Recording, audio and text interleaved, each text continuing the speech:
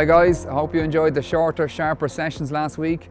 As you can see, there's a big difference between slow, steady paddling and all-out sprinting.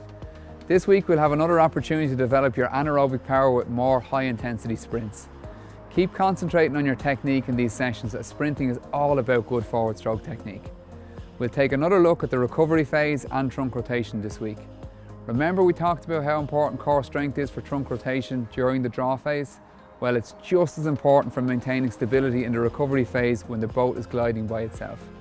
As we get closer to the race, it's time to start mentally visualizing how the race will go.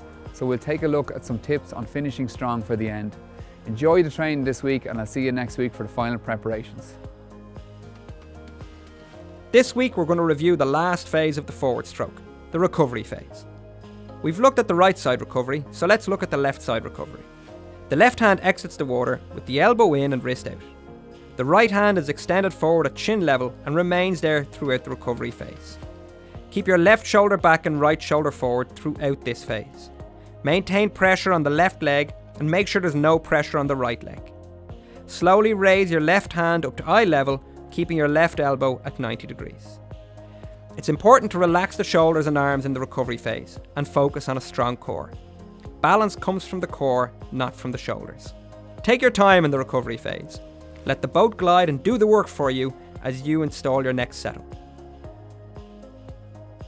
We're getting closer and closer to event day, so the finishing is going to become more important.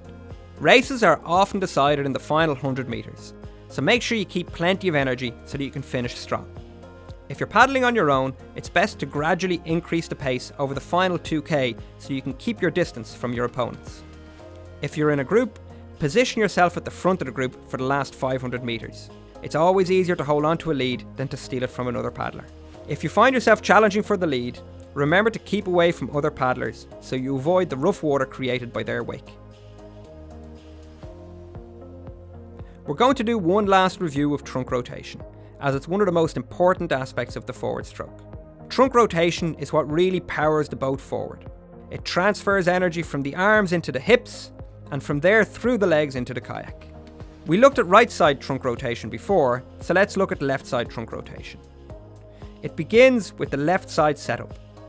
At the setup, the left side of the trunk is rotated so that the left shoulder and hip are fully forward, while the right leg pressing on the foot bar drives the right hip and right shoulder fully back. You hold this rotation until the blade has entered the water. As soon as the left blade enters the water, the left leg presses on the foot bar and drives the trunk rotation so that the left shoulder and left hip begin moving back. This trunk rotation continues through the entire draw phase until the exit.